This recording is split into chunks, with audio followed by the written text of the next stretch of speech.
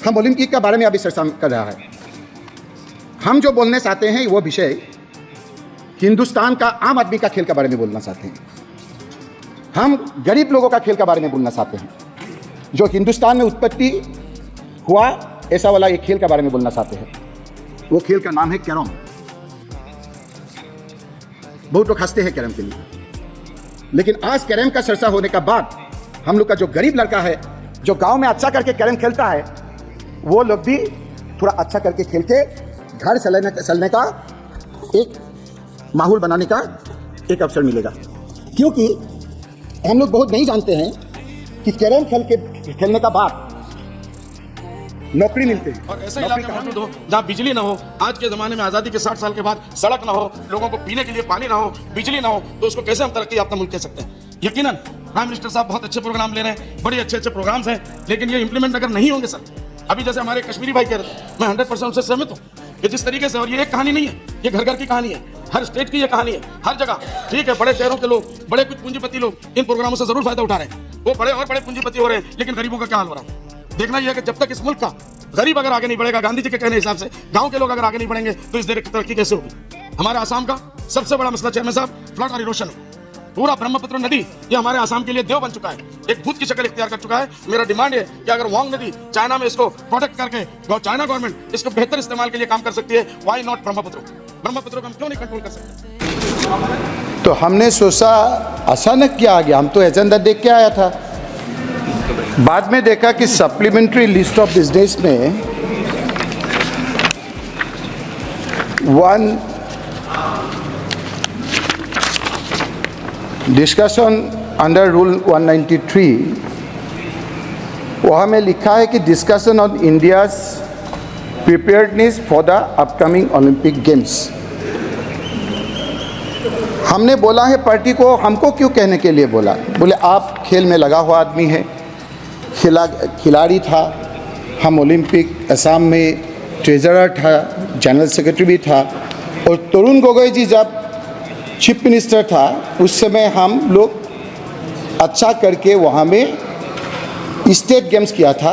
उस समय दुनिया का बड़ा खेल का लगा हुआ आदमी आके बोला है कि असम जैसे एक छोटे से राज्य में इतना अच्छा इंफ्रास्ट्रक्चर आप लोगों ने कैसे किया था? उस समय फाइनेंशियल क्राइसिस भी था, लेकिन हम खेल का लगे हुआ आदमी हैं। तो हम तो असम से 2 ऑफिशियल और 2 खिलाड़ी अभी ओलंपिक में जा रहा था, तो उसको हम बधाई दे के शुभकामना दे के आए हैं। तो यहाँ आके देखा है कि preparedness for the upcoming Olympic games, that means we are not prepared. सरकार को हम दरखास्त करना चाहते हैं, अनुरोध करना चाहते हैं, ये हेडलाइन थोड़ा गलत है नहीं क्या? देखिए तो थोड़ा तो ऐसा होना चाहिए नहीं क्या? The best wishes to the participants to the upcoming Olympic games. तो टीम जा रहा है, उसका बाद अभी अगर प्रिपेयर नहीं है, आजकल सोशल मीडिया में दुनिया देखेंगे तो क्या सोचेंगे जब हम लोग का यहाँ प्रिपेयर नहीं है हम लोग। इसीलिए हम आपका जरिए सरकार को दरखास्त करते हैं तो ये जो India's preparedness for the upcoming Olympic games के बारे में लिखा है वो चेंज करने का ज़रूरत है या नहीं है, आप देखेंगे। सर, हम बोला है कि हम खेल का लगे हुए आदमी है, इसीलिए हम सिर्फ बेस्ट विशेष देंगे, प्रिपेयर्डनेस के बारे में हम कुछ नहीं बोलेंगे, क्योंकि ऑल आर प्रिपेयर्ड। हम लोग जानते हैं कि इंडिया का परफॉर्मेंस अच्छा होगा, मेडल भी हम लोग अच्छे तरह जीतेंगे, हम लोग का बेस्ट विशेष है। लेकिन हम खेल का लगा हुआ आदमी बार बार बोल रहे हैं, इसीलिए हम एक बात बोलना चाहते हैं। हम ओलंपिक के बारे में अभी चर्चा कर रहा है। हम जो बोलने चाहते हैं वो विषय हिंदुस्तान का आम आदमी का खेल के बारे में बोलना चाहते हैं। हम गरीब लोगों का खेल के बारे में बोलना चाहते हैं, जो हिंदुस्तान में उत्पत्ति हुआ ऐसा वाला एक खेल के बारे में बोलना चाहते हैं। वो खेल का नाम है कैरम। बहुत लोग हंसते हैं कैरम के लिए, लेकिन आज कैरम का चर्चा होने का बाद हम लोग का जो गरीब लड़का है, जो गांव में अच्छा करके कैरम खेलता है, वो लोग भी थोड़ा अच्छा करके खेल के घर चलने का एक माहौल बनाने का एक अवसर मिलेगा। क्योंकि हम लोग बहुत नहीं जानते हैं कि कैरम खेलने का बाद नौकरी मिलते हैं। नौकरी कहाँ मिलते हैं? एयर इंडिया में कैरम का खिलाड़ी नौकरी मिलते हैं। कहाँ मिलते हैं? BSNL में मिलते हैं। कहाँ मिलते हैं? कैग में मिलते हैं, DSCB में मिलते हैं, डिपार्टमेंट ऑफ ऑटोमेटिक एनर्जी में मिलते हैं, जॉइंट इरिगेशन में मिलते हैं, LIC SBBP में मिलता है, मेजर पोर्ट्स में मिलते हैं, नाबार्ड स्पोर्ट्स एंड कल्चर में मिलते हैं, PSBP मिलते हैं, रिसर्च बैंक ऑफ इंडिया में मिलते हैं, CCSE भी मिलते हैं, AAI भी मिलते हैं। ये गरीब लड़के लोग खेलते हैं। और ये भी हम लोग बहुत नहीं जानते, हम जानते हैं कि कैरम खेल के अर्जुन अवार्ड भी मिलते हैं। तमिलनाडु का मरिया इरद्दम, आप ज़रा चेक कर लीजिए, अर्जुन अवार्ड भी मिलता है। मरिया इरद्दम। इसीलिए हम आपको कहना चाहते हैं, प्रिपेयर जो हुआ वो तो ठीक है, अच्छा ही होगा। Please conclude. Please conclude the speech. इसके हिसाब से सर हम तो Lot of other members also are there. नहीं, हमारा पार्टी से सिर्फ एक आदमी बोला है सर। और दो हैं। Please check sir, it is Two more people, two more members are there from your party. Okay, 2 minute में खत्म कर देंगे सर।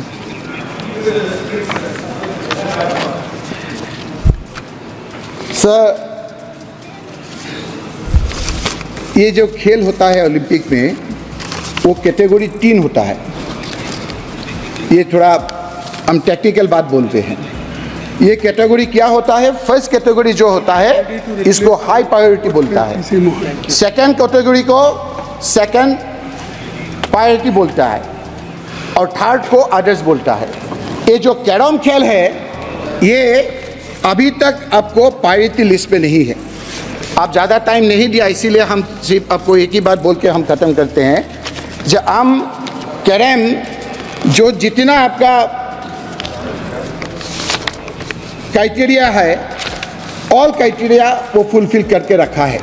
इसीलिए I urge the government of India, the all India carrom federation have fulfil all the formalities. Now I request, despite all India Carom Federations fulfilling the all criteria of priority category, but Carom is still in others category. I request please include Carom as a priority game of Olympic. Thank you, sir. Respected Chairman साहब, मैं आपका शुक्रिया अदा करता हूं कि आपने हमें मौका दिया। मैं आसाम से AUDF पार्टी की तरफ से आया हूं, और हम ये कहना चाहते हैं कि प्राइम प्रेसिडेंट ऑफ इंडिया के स्पीच को हम 100% सपोर्ट कर रहे हैं। हम शुक्रिया अदा करते हैं कि उन्होंने बहुत अच्छा प्रोग्राम बनाया, लेकिन कुछ चीज़ें हमारे हिसाब से हमारे आसाम के लिए, क्योंकि I am belong from Assam, और धूपड़ी जो आसाम का सबसे ज़्यादा निगलेक्टेड एरिया है, ऐसा एरिया है सर कि जहाँ मैंने जब MLA में बना तो मैंने फर्स्ट क्वेश्चन जब दिया कि मेरे एरिया में कितनी गवर्नमेंट की गाड़ियाँ चलती है, तो आज 21st सेंचुरी में कहते हुए लज्जा आती है कि जवाब ये मिला कि उस एरिया में गाड़ी चलने का लायक कोई रास्ता ही नहीं है। तो 60 साल की आज़ादी के बाद अगर हम कहते हैं कि हम जो है चांद के ऊपर पहुंच रहे हैं, हम आसाम इंडिया को तरक्की कराना चाहते हैं, और ऐसे इलाके मौजूद हो जहां बिजली ना हो, आज के ज़माने में आज़ादी के 60 साल के बाद सड़क ना हो, लोगों को पीने के लिए पानी ना हो, बिजली ना हो, तो उसको कैसे हम तरक्की याफ्ता मुल्क कह सकते हैं? यकीनन प्राइम मिनिस्टर साहब बहुत अच्छे प्रोग्राम ले रहे हैं, बड़े अच्छे प्रोग्राम्स हैं, लेकिन ये इम्प्लीमेंट अगर नहीं होंगे सर, अभी जैसे हमारे कश्मीरी भाई कह रहे थे, मैं 100% उनसे सहमत हूँ कि जिस तरीके से, और ये एक कहानी नहीं है, ये घर घर की कहानी है, हर स्टेट की ये कहानी है, हर जगह। ठीक है, बड़े शहरों के लोग, बड़े कुछ पूंजीपति लोग इन प्रोग्रामों से ज़रूर फ़ायदा उठा रहे हैं, वो बड़े और बड़े पूंजीपति हो रहे हैं, लेकिन गरीबों का क्या हाल हो रहा है? देखना ये है कि जब तक इस मुल्क का गरीब अगर आगे नहीं बढ़ेगा, गांधी जी के कहने हिसाब से गांव के लोग अगर आगे नहीं बढ़ेंगे तो इस देश की तरक्की कैसे होगी। हमारे आसाम का सबसे बड़ा मसला चेयरमैन साहब फ्लड और इरोशन है। पूरा ब्रह्मपुत्र नदी ये हमारे आसाम के लिए देव बन चुका है, एक भूत की शक्ल इख्तियार कर चुका है। मेरा डिमांड है कि अगर वांग नदी चाइना में इसको प्रोटेक्ट करके चाइना गवर्नमेंट इसको बेहतर इस्तेमाल के लिए काम कर सकती है, वाई नॉट ब्रह्मपुत्र को हम क्यों नहीं कंट्रोल कर सकते हैं। इसके लिए जवाहरलाल नेहरू साहब ने 1960s में एक प्रोग्राम दिया था, मेरा डिमांड है कि उसको लागू किया जाए। राजीव गांधी जी ने दिया था, उसको लागू किया जाए और इस भूत से हमारी निजात दिलाया जाए। इससे बड़े बड़े प्रोजेक्ट हो सकते हैं, लेकिन ये हजारों लाखों लोगों को ये बेघर कर देता है। यहीं से चेयरमैन साहब मैं कहना चाहूँगा, आज जो आसाम का बांग्लादेशी का मसला है, आज फॉरेनर्स का इशू है, इसका 90% इसकी वजह ये ब्रह्मपुत्र है। अगर इस ब्रह्मपुत्र को कंट्रोल कर लिया जाए, फ्लड और इरोशन को कंट्रोल कर लिया जाए, डिस्प्लेस पर्सन को अगर उनके सर्टिफिकेट दे दिए जाए, तो ये मसाइल बहुत हद तक कंट्रोल हो सकते हैं। चेयरमैन साहब, मैं ये कहना चाहूँगा आपके माध्यम से कि इस चीज़ों के ऊपर गवर्नमेंट ऑफ इंडिया सीरियसली इसके ऊपर चिंता करें। दूसरी बात जो हमारे आसाम में है, मैं ये कहना चाहूँगा बड़े अफसोस के साथ कि सारी दुनिया, पूरे हिंदुस्तान में इंडस्ट्रियल डेवलपमेंट ग्रोथ के ऊपर हर रोज़ नए इंडस्ट्रीज बनते हैं। हमारे आसाम में लास्ट असेंबली में मैं था, हमारे इंडस्ट्रियल मिनिस्टर साहब ने ये कहा कि 19,000 से ज़्यादा इंडस्ट्री आसाम में बंद हो चुकी है। कैसे अनएम्प्लॉयमेंट का मसला हम हल करेंगे, कैसे बेरोजगारी दूर होगी। माइनॉरिटीज़ की जहाँ तक बात आती है, तो हमारे आसाम में माइनॉरिटीज़ के अंदर टी गार्डन के लोग मुस्लिम माइनॉरिटी के बाद सबसे बड़े माइनॉरिटीज़ है। कुछ राजवंशी है, दिमासा है, कार्बी है, हमारे बंगाली भाई है, इनकी समस्याओं को कौन देखेगा। आज आसाम गवर्नमेंट ये कहती है कि हम तरक्की कर रहे हैं, आसाम गवर्नमेंट ये कहती है कि हम हर रोज़ आगे बढ़ रहे हैं। सिक्योरिटी का ये हाल है कि हम लोग घर से चीफ मिनिस्टर बाहर नहीं निकल सकते बगैर सिक्योरिटी के। आधे घंटे, आधे किलोमीटर के अंदर जहाँ चीफ मिनिस्टर रहते हैं वहाँ बम फटता है। बॉम्बे में 26/11 की घटना होती है। सेंट्रल गवर्नमेंट, मैं प्राइम मिनिस्टर साहब को मुबारकबाद दूंगा, उन्होंने एक्शन लिया। होम मिनिस्टर को उन्होंने मिनिस्टर से हटाया, महाराष्ट्र के चीफ मिनिस्टर को हटाया, वहाँ के ही मिनिस्टर को हटाया, लेकिन हमारे आसाम के चीफ मिनिस्टर साहब वो होम मिनिस्ट्री की गद्दी भी लिए हुए हैं और हर रोज़ बम फट रहे हैं। क्यों इन मसाइल को हल नहीं कर सकते। चेयरमैन साहब, मैं आपके ज़रिए से कहना चाहूँगा, अगर आसाम में आप शांति चाहते हैं, आसाम इस पूरे मुल्क के पिछड़े हुए नंबर 1 इलाकों के अंदर नाम अगर आता है तो आसाम का नाम आता है। करप्शन में अगर देखा जाए तो नंबर 1 आसाम का आता है। इंडस्ट्रियल डेवलपमेंट में बुराई का नाम अगर आता है तो आसाम का नाम आता है। तरक्की वहाँ होती है नीचे से, पूरी दुनिया की तरक्की होती है ऊपर से। मैं आपके माध्यम से ये कहना चाहूँगा कि हमारे इन मसाइल को आप लोग देखें, इनको सोचें और इनके ऊपर पूरे। दूसरी बात, वक्फ प्रॉपर्टी हमारी सबसे बड़ी प्रॉपर्टी है, इसके ऊपर मेरा डिमांड है कि वक्फ प्रॉपर्टी के ऊपर पूरा का पूरा ध्यान दिया जाए। मैं ये कहना चाहूँगा, मैं इस माध्यम से, आपके माध्यम से राहुल गांधी जी को मैं मुबारकबाद दूंगा कि उन्होंने जो प्रोग्राम लिए हैं। उनके पिताजी ने आज से कुछ साल पहले ये कहा था कि जब हम 100 रुपया भेजते हैं, 10 रुपया भेजते हैं तो 17 पैसा पहुंचता है। और राहुल गांधी जी साहब ने कुछ दिनों पहले ये कहा कि अब वो 17 भी नहीं बल्कि 10 पैसा पहुंचता है। अगर ग्रास रूट तक, अगर चेयरमैन साहब, अगर ये पैसे और ये प्रोग्राम, ये इम्प्लीमेंट अगर ग्रास रूट तक नहीं आएंगे, जब तक ग्रास रूट नहीं पहुंचेगा तो इसका फायदा गरीबों को नहीं होगा। और जब तक गरीबों को नहीं होगा तो अमीर अमीर से बड़े बनेंगे, बड़े बड़े ऑफिसर पैसे वाले बन रहे हैं। मिनिस्टरों के यहाँ पैसों की कोई कमी नहीं, करप्शन ही करप्शन हो रहा है, पैसा मारा जा रहा है। मुझे 2 मिनट का मौका दीजिए, आप मेहरबानी करके सच्चर कमेटी, मैं ये कहूँगा ऑल इंडिया लेवल पे सबका डिमांड है, सच्चर कमेटी का हमारा डिमांड है कि सच्चर कमेटी हमारे आसाम में 0 इम्प्लीमेंट है। 15 पॉइंट प्रोग्राम प्राइम मिनिस्टर साहब ने कितना बेहतरीन प्रोग्राम बनाया। प्राइम मिनिस्टर साहब ने प्रोग्राम बनाया, बना से क्या होगा अगर वो इम्प्लीमेंट नहीं होगा। इसी तरीके से जस्टिस रंगानाथन का जो स्कीम है, जो उनका प्रोग्राम है, वो भी जल्द से जल्द लागू होना चाहिए। ये हमारा डिमांड है इस हिसाब से। इसी तरीके से फॉरेनर्स इशू के मामले में बॉर्डर सीलिंग, आज तक अध्यक्ष महोदय मैं आपके माध्यम से कहना चाहूँगा कि बॉर्डर को आज तक जो है वो फेंसिंग किया जा रहा है।